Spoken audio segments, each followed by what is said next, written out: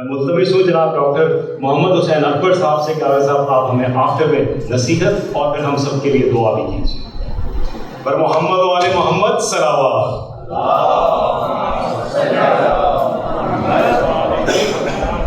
اعوذ باللہ من الشیطان الرجیم. بسم اللہ الرحمن الرحیم. الحمدللہ رب العالمین والصلاة والسلام علی خاتم الانبیاء والمرسلین وعلی آلہ الطیبین الطاہرین المعصومین ولعنۃ اللہ علی اعدائہ اجمعین. اما بعد فقد قال اللہ سبحانہ وتعالی بقیۃ اللہ خیر لکم ان کنتم مؤمنین. سب سے پہلے تو میں شکر گزار ہوں برادر مجاہد حیدر صاحب کا، ان کے ساتھیوں کا، جنہوں نے آج کے دن جو آغاز امامت حضرت صاحب العصر والزمان کا دن ہے، ہم احتراماً لفظ تاج پوشی کہتے ہیں، وگرنہ امام ہیں، ان کے پاس تخت و تاج ہو تب بھی امام ہیں، تخت و تاج نہ ہو تب بھی امام ہیں. تخت و تاج والوں کا تو دائرہ اختیار محدود ہوتا ہے، لیکن یہ الہی نمائندے ہیں. جس طرح خود ذات خدا اپنے بارے میں ارشاد فرماتے ہیں کہ وہ رب العالمین ہے، ان کا محبوب رسول رحمت للعالمین ہے، اسی طرح اس رسول کے خلفاء اور ہمارے امام، ان کی امامت کا دائرہ بھی عالمین پر محیط ہے، کسی ایک خطے، ایک ملک یا ایک قوم تک محدود نہیں ہے. اس وقت جو ہے کیونکہ ہم رعایا ہیں حضرت امام زمان علیہ السلام کی، ہر امام کی امامت پر ایمان رکھنا واجب ہے. ان کی محبت کے بغیر ایمان مکمل نہیں ہوتا. ان کے فرامین، ان کے کی ہدایات ہر مومن، ہر انسان کے لیے سرچشمہ ہدایت ہے، لیکن ہم رعایا ہیں امام زمان علیہ السلام کی، جن کے بارے میں یہ بھی ابھی آپ سن رہے تھے کہ من مات ولم یعرف امام زمانہ ہی مات میتۃ جاہلیہ. جو اپنے زمانے کے امام کی معرفت حاصل کیے بغیر مر گیا، وہ جہالت کی موت مر. ہمارے زمانے کے امام حجت ہیں، ان کی معرفت ہم پر واجب ہے. لفظ معرفت پہ بھی توجہ دیجیے. ایک وقت میں ایک شخص کو جانتا ہوں، اس کے نام کا مجھے پتا ہے، اس کے باپ کے نام کا مجھے پتا ہے. امام زین العابدین علیہ السلام کا نام علی ہے، ان کے بابا کا نام امام حسین ہے، ان کے دادا کا نام امام علی ہے، ان کی والدہ کا نام، وہ مدینہ میں پیدا ہوئے، وہ مدینہ میں شہید ہوئے، وہ شام و کوفہ میں قید ہوئے. یہ چیزیں تو بنیادی چیزیں ہیں جو ہمارے بچے بھی جانتے ہیں، جو ہم ہر روز مجالس میں سنتے ہیں. کیا یہ معرفت ہے؟ نہیں. معرفت تو ان کے وہ اختیارات، ان کی وہ تعلیمات، ان کے وہ احکام جو اللہ نے ان کے فرض منصبی کے طور پر ان کو سونپے، وہ ہے. ولایت، یقیناً ولایت کے بغیر کچھ بھی نہیں. کیا ہم اس ولایت کو مانتے ہیں جو غدیر خم میں رسول اللہ نے بیان فرمائی تھی؟ یہی اعتراف لیا تھا نا کہ اللہ تمہاری جان مال عزت و ناموس کا مالک ہے یا نہیں؟ قالوا بلا، سب نے کہا ہاں۔ پھر فرمایا کیا میں آپ کی جان مال عزت ناموس کا مالک ہوں یا نہیں؟ قالوا بلا، سب نے کہا ہاں۔ یہ دو اعتراف لینے کے بعد پھر آپ نے یہ ارشاد فرمایا اگر یہ مانتے ہو نا تو پھر سن لو، من کنت مولا ہو فہذا علی مولا، پھر جس کی جان مال عزت ناموس کا میں مالک ہوں اس کی جان مال عزت ناموس کا مالک علی ہے۔ صرف علی نہیں، آگے جا کے خطبے میں ارشاد فرمایا وَأَوْلَادُهُ الطَّيِّبِينَ إِلَى يَوْمِ الْقِيَامَةِ، صرف علی تمہاری جان مال عزت ناموس کا ولی مولا مالک نہیں ہے، بلکہ ان کی طیب و طاہر اولاد بھی تمہاری جان مال عزت ناموس کی مالک ہے الی یوم القیامہ۔ صرف 61 ہجری کربلا کا نہیں بلکہ روز قیامت تک۔ اور مفسرین نے یہ ارشاد فرمایا کہ اس اعلان کے بعد الیوم یئس الذین کفروا، اس دن کافر مایوس ہو گئے، وگرنہ بدر میں جا کر لڑے، احد میں لڑے شکست کھائی، خندق میں لڑے شکست کھائی، خیبر میں لڑے، جنگیں لڑتے آئے، توقع تھی کہ ہم جیت جائیں گے، لیکن جس دن رسول اللہ نے یہ اعلان فرمایا الی یوم القیامہ کہ اللہ نے قیامت کے دن تک تمہاری جان مال عزت ناموس کا مالک اور اس دین کا محافظ پیدا کر دیا ہے، اس دن کافر مایوس ہو گئے کہ اب ہم دین کا کچھ بھی نہیں بگاڑ سکتے۔ سوال یہ ہے کہ ہم نے اس ولایت کو سمجھ لیا کہ صرف غدیر خم پہ ختم ہو گئی، نہیں، الی یوم القیامہ۔ تو آج کا جو اس کائنات کا وارث، اس دین کا محافظ، ہماری جان مال عزت ناموس کا مالک اگر ہے کوئی تو وہ امام زمان علیہ السلام ہے، جن کی ہم رعایا ہے۔ تو جب وہ مالک وہ ہیں تو کیا ہم ان کو مالک مانتے ہیں؟ ہمارے سانس سانس کے وہ مالک ہیں، ہمارے لقمے لقمے کے وہ مالک ہیں۔ پھر صورتحال ابھی آپ نے سنا،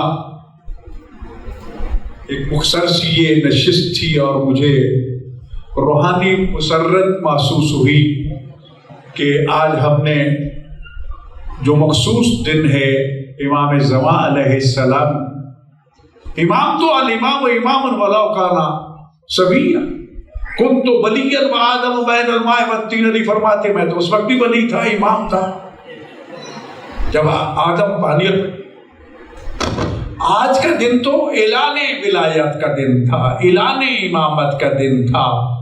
تاج پوشی تو ہم اپنے احتراماً لفظ کہہ رہے ہیں، وگرنہ جس کے بابا کا جنازہ سامنے پڑا ہو وہ تاج پہنے گا نہیں۔ منصب امامت کی عملی ذمہ داریاں آج شروع ہوئیں۔ امام زمان علیہ السلام اور باقی ائمہ معصومین کی عملی زندگی ہے۔ زیارت جامع کبیرہ میں سب علماء بیان کرتے وہ شروعات لکھی گئی ہیں، اس میں یہ لفظ السلام علیکم یا ساست العباد، ائمہ معصومین کو یہ کہا گیا اے بندگان خدا کے سیاست مدارو، آپ پہ ہمارا سلام ہو۔ اگر ہم کہہ دیں ہمارے امام تو سیاسی تھے تو فوراً فتویٰ لگ جائے گا ہمارے اوپر، لو جو فراہم والی تو امام کو سیاسی کہہ دیا ہے۔ اس سیاست کے معنی کیا ہیں؟ لوگوں کے مسائل و مشکلات کو حل کرنا، ان کے دکھ میں، ان کی مصیبت میں کام آنا، ان کی پریشانی کو دور کرنا۔ امام جعفر صادق علیہ السلام نے مناسک حج کی ایک منسک کی فضیلت کو بیان کرتے کرتے فرمایا کہ اللہ کو سب سے بڑا عمل حج جو پسند ہے وہ صفا مروہ کی سعی ہے۔ پوچھا وہ کیوں؟ کہا اس لیے کہ وہاں ایک خاتون کے نقش قدم پر چلتے ہوئے بادشاہ بھی دوڑتے ہیں، روسا بھی دوڑتے ہیں، شہنشاہ بھی دوڑتے ہیں، حتیٰ کہ انبیاء بھی دوڑتے رہے۔ جی ایک خاتون کے نقش قدم پر فرمایا اتنا عظیم عمل کہ اللہ کو پسند ہے، لیکن فرمایا اگر کوئی آ کے حاجت مند مومن تمہارے گھر کا دروازہ کھٹکھٹائے اور کہے جی حاجی صاحب، شاہ جی، شیخ جی، مولانا صاحب، میری یہ مشکل ہے، ذرا میرے ساتھ چلیے اور میری مشکل کو حل کیجیے، اور وہ بندہ خدا اسی وقت بستر سے اٹھے اور اس کے ساتھ چل پڑے، تو امام فرماتے اس کا ایک ایک قدم صفا مروہ کی صحیح سے زیادہ ثواب رکھتا ہے۔ یہ ہے ائمہ معصومین کی زندگی۔ تو اسی طرح کوشش کی اس کتاب میں ہر امام کی سیرت کو ذکر کیا جائے کہ وہ کیا ہے۔ ہم فضائل سن کے نعرہ لگا لیتے، لگاؤ نعرے، یہ تسکین قلب بھی ہے، ایمان بھی ہے، سب کچھ ہے، لیکن سیرت، ائمہ معصومین نے مشکل ترین حالات میں کس طرح حالات کا مقابلہ کیا، دشمن کا مقابلہ کیا۔ یہ نواب اربعہ کے نام لکھے ہوئے آپ کے سامنے۔ امام زمان علیہ السلام نے کل جب اپنے بابا کی نماز جنازہ پڑھائی، کتنی عمر تھی؟ 5 سال۔ سارے جاسوس پھیلے ہوئے تھے کہ کہیں سے ہمیں وہ مل جائے، ان کو قید کر دیا جائے، ان کو قتل کر دیا جائے، تاکہ یہ جو کہا گیا کہ وہ زمین کو عدل و انصاف سے بھر دیں گے، یہ کر دیں گے، وہ کر دیں گے، ہماری حکومت ختم کر دیں گے۔ عباسیوں نے جتنا ظلم کیا، شاید بنی امیہ کا ظلم اپنی جگہ پر، لیکن غیبت صغریٰ اختیار کر لی۔ اب شیخ طوسی علیہ الرحمہ نے کتاب الغیبت میں اس کا فلسفہ بھی بیان کیا، وقت نہیں ہے بیان کروں کہ امام کی غیبت کے آپ سے سوال کیا گیا حضرت جابر بن عبداللہ انصاری کو، جن کو آپ نے اپنے 12 خلفاء کے نام بتائے، اور جب امام مہدی علیہ السلام کا نام بتایا تو نام نہیں لیا، اور ہمیں بھی حکم ہے کہ زمانہ غیبت میں ہم ان کا نام نہ لیں، ان کو قائم کہہ کے پکاریں، ان کو امام زمان پکاریں، ان کو امام العصر پکاریں، ان کا نام نہ لیں۔ احترام جس طرح ہم کہتے ہیں شاہ جی، خان جی، شیخ جی، ملک جی، نام نہیں لیتے، یہ چیزیں لیتے ہیں احتراماً، وگرنہ نام لینا کوئی حرام تو نہیں ہے، جرم تو نہیں، لیکن احترام پروٹوکول ہے۔ تو امام زمان علیہ السلام ہمارے زمانے کے امام ہیں، انہوں نے غیبت صغریٰ اختیار فرمائی، ذرا غائب ہو گئے لوگوں سے۔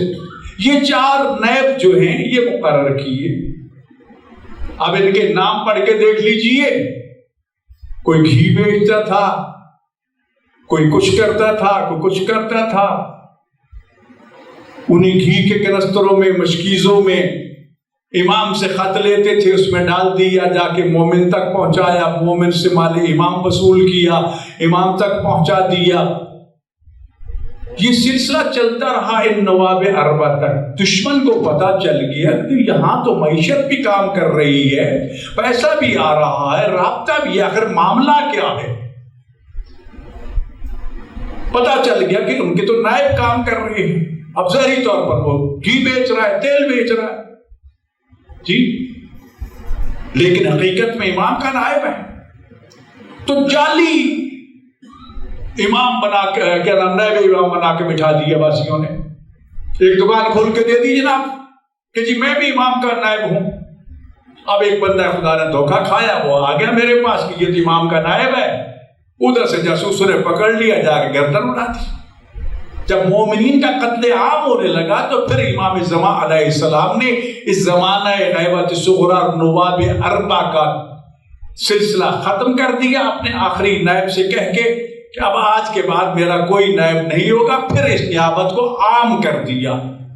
لہذا زمانہ غیبت کی ذمہ داریوں میں سے، آپ میں سے اور ہم میں سے ہر ایک کی یہ ذمہ داری ہے۔ 1 روپیہ بھی اگر خمس بنتا ہے تو حساب نکال کے رکھ دو، رکھ سے، وہ تمہارا ہے ہی نہیں، تم اس میں مالک بن کے کیسے بیٹھ گئے ہو؟ اگر 100 روپے ہے تو 20 روپے خمس کے ہیں، وہ 20 روپے تمہارے 80 روپے ہیں، تو 20 پہ قبضہ کر کے بیٹھے ہو، تو یہی غصبی مال ہو گیا۔ آپ سن رہے تھے ابھی علامہ صاحب سے کہ رزق حلال ہونا چاہیے، اور معصوم فرماتے ہیں اگر 1 لقمہ رزق حرام کھا لو گے 40 دن دعائیں قبول نہیں ہوگی۔ آج بھی وزیر اعلیٰ کی میٹنگ تھی، میں نے کہا کہ یہ جو اس وقت برسات اور یہ سیلاب اور یہ جو طوفان آئے ہوا، یہ ہماری شامت اعمال ہے۔ خدا نے کہا ہے کہ یہ تمہارے اپنے اعمال کا کیا دھرا۔ میرے بھائیوں، مجھ سے انتہائی قابل احترام بزرگ صاحب علم تشریف فرما ہے، میں نے مختصرت کی، لیکن میری آپ سے دستبستہ گزارش ہے کہ امام حسین علیہ السلام نے نماز کے لیے قربانی نہیں دی، نماز تو یزید ہی پڑھتا تھا، اس کا گورنر ولید بھی امام جماعت تھا، بے شک شراب پی کے پڑھاتا تھا، زکوٰۃ بھی دیتے تھے، ڈنڈے سے سختی سے لی جاتی تھی۔ اصل وہ نظام حکومت تھا، وہ سسٹم تھا جو حدود و تعزیرات کا تھا، جو ظالموں کو ظلم کی سزا دینا چاہتا تھا۔ یہ جو رجعت کا عقیدہ آپ نے زیدی صاحب نے یہ جملہ بیان کیا تو زیادہ اور واضح ہو جاتا۔ خدا کا وعدہ ہے کہ میں ظالم کو دنیا میں اس کے ظلم کا بدلہ دوں گا اور مظلوم کو دنیا میں اس کی مظلومیت کا صلہ دوں گا۔ ہم دیکھتے ہیں کہ بڑے بڑے ظالم دنیا سے چلے جاتے ہیں، ان کا کوئی کچھ بھی نہیں بگاڑتا۔ بڑے بڑے مظلوم انتہائی ذلت امیز موت مر جاتے ہیں، لیکن ان کا کوئی پرسانی حل نہیں ہوتا۔ یہی وہ لوگ ہیں جن کو دوبارہ زندہ کر کے خدا اپنا وعدہ پورا کرائے گا اپنے ایمان کے ذریعے۔ ظالم کو اس کے ظلم کی سزا دی جائے گی اور مظلوم کو اس کی مظلومیت کا جو ہے وہ صلہ اس کو دیا جائے گا۔ تو لہذا یہ جو مذہب شیعہ کی خصوصیات میں سے ہے، امتیازی عقیدہ ہے۔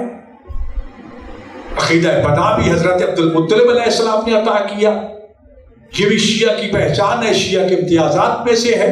اور کتنے عقائد ہیں، لیکن افسوس یہ ہے کہ ہم جس ممبر سے جو کچھ سنتے ہیں، اگر یہ جسارت کر دوں تو شاید اس میں وہ ایرانی عالم سے کسی نے پوچھا تھا نا کہ آج ہمیں کربلا میں امام حسین کی وہ شہادت سناؤ جو 100% صحیح ہو، تو ممبر پہ آیا کہا کہ امام حسین انتہائی مظلومیت کی حالت میں شہید کر دیے گئے، والسلام علیکم ورحمۃ اللہ۔ ہمیں کتابت ہے، چیزیں ہیں، میرے کی طرف آئی، میں نے آپ کا بہت وقت دے لیا۔ یہ ہمارے امام ہے، دشمن تو مانتا نہیں، دشمن تو آپ کی والدہ کو گالیاں دیتا ہے۔ آج اگر جناب نرجس خاتون سلام اللہ علیہا کا کردار سامنے رکھوں تو آپ حیران ہو جائیں گے کہ کس طرح خدا نے ان کا انتخاب کیا تھا کہ وہ امام کی والدہ بنی، امام کی زوجہ بنی، امام زین العابدین علیہ السلام کی والدہ، شہنشاہ ایران کی بیٹی کس طرح آپ کی والدہ بنی، کس طرح امام حسین کی زوجیت میں آئی، امام موسیٰ کاظم علیہ السلام کی والدہ، ایک ایک امام کی والدہ امہات المعصومین کتاب پڑھیے میری، اس میں جو ان کے حالات زندگی دیے گئے ہیں، یہ وہ شخصیات ہیں کہ جنہوں نے ہر دور میں ظلم کا مقابلہ کر کے دین کو بچایا، ہر معصوم کی زندگی کی۔ آج کل کتابیں آ چکی ہیں کہ ائمہ معصومین کی سیاسی زندگی، ظالموں کے درمیان زندہ کیسے رہنا ہے، اپنا نظریہ بھی۔ آج میں وہاں اسی محفل میں کہہ کہ آج ایام عزا ختم ہوئے جو یکم محرم سے شروع ہوئے تھے، آج امام زمانہ علیہ السلام کی حکومت اور ان کی امامت کا سلسلہ شروع ہوا ہے۔ حکمرانوں کے کانوں پہ بھی آواز پہنچی اور اس پہ بولے کہ آج ایام عزا ختم ہو گیا۔ ہاں، آج امام زمانہ علیہ السلام کی، امام حسن علیہ السلام کی شہادت کے بعد ذمہ داریاں شروع ہو چکی ہیں، اور ان کے زمانہ غیبت میں صرف علماء کی ذمہ داریاں نہیں ہیں، ہر فرد کی ذمہ داری ہے۔ کوئی یہ نہ سمجھے کہ صرف علماء ٹھیکیدار ہیں، ان کا شکریہ ادا کرو کہ تمہاری ذمہ داریاں نبھا رہے ہیں۔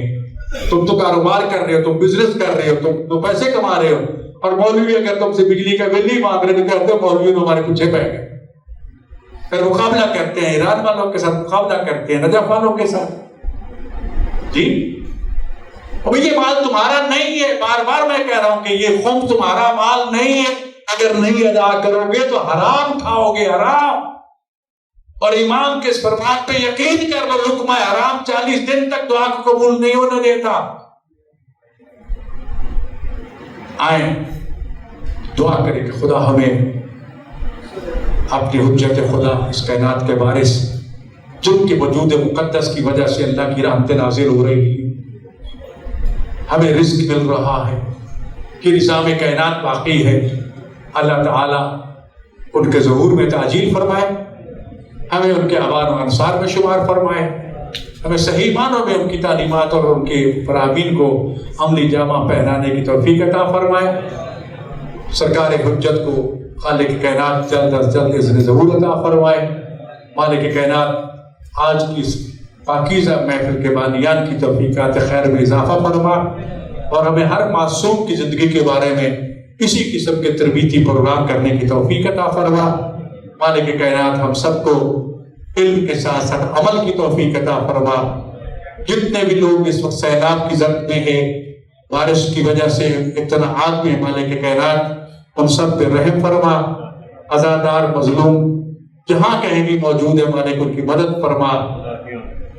حج و زیارت کے خواہشمند حضرات کی اس خواہش کو پورا فرما، خزانہ غیب سے ان مراکز علمیہ کی حفاظت فرما۔